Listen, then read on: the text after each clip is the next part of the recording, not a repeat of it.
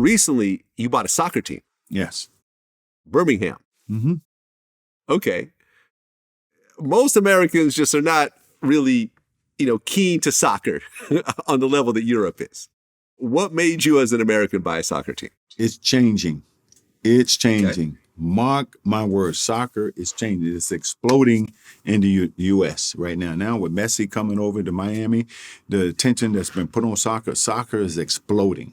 It's exploding. So it was a great opportunity, and I wanted to do it. So I go back and forth to Birmingham and watch the games. And so the 2 games I've been to, we're 2-0. So, we're winning a little bit down there. So it's continued to grow. And we got a beautiful stadium down there, building the state-of-the-art practice facility.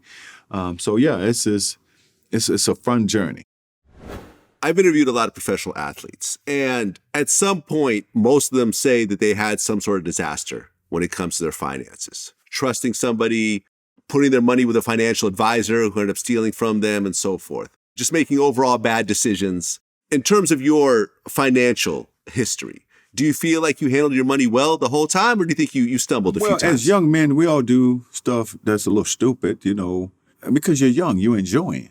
But as you grow as a young man, you learn how to, I think I need to put money away here. I need to invest over there. So I've done all of that. And I think the biggest thing an athlete is to put too much trust in an agent, because back in those days, I would say, they would steal from me.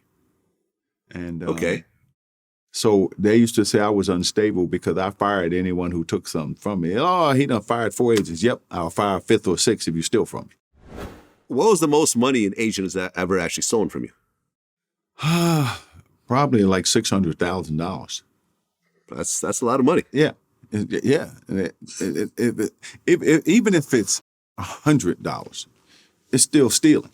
It doesn't matter. Yeah. But so when I dealt with those things, I'm like, you got to go.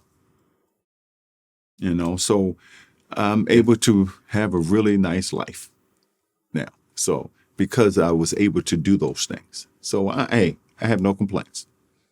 I mean, do you think that the NBA does enough to educate their young players in finances? Because you got these 18, 19, 21-year-olds who are coming up broke, and suddenly millions of dollars is being thrown at them. I think the NBA has done a fabulous job of putting educational tools in place and opportunities to regulate the agents, and also give them financial tools that they can use to invest in their lives. Now, ultimately, it's up to that individual, what you want to do, because the NBA can't control that, So your financial advisors, as well as, your closest family that wants to see you prosper as the years go on. That's what it comes down to. But that individual have to be smart enough to start to put stuff away for a rainy day. I mean, yeah. I remember I interviewed Rodman, and he had his financial advisor, Peggy Ann Fulford, who stole millions from him.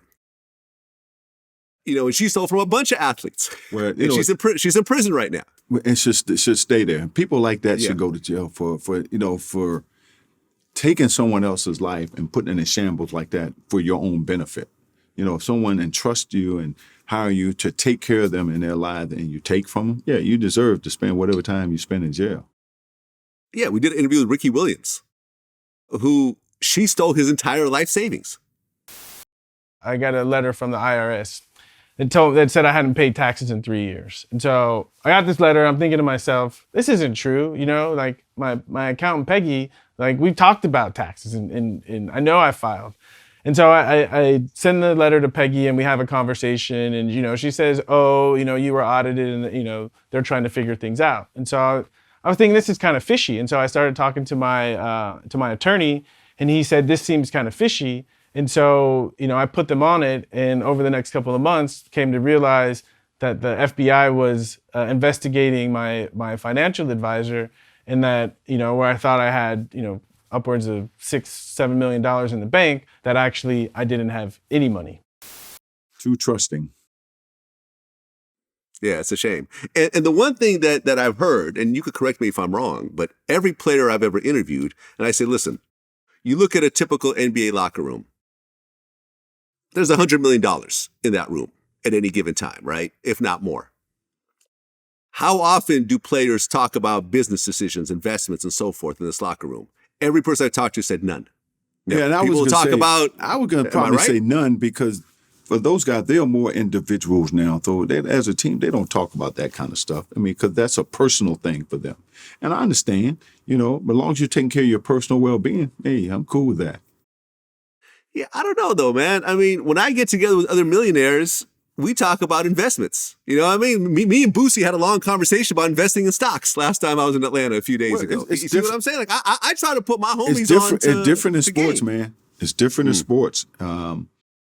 Guys just don't let people get that close to them, Now, back when we were playing, it was a little different. I mean, guys did talk about those things.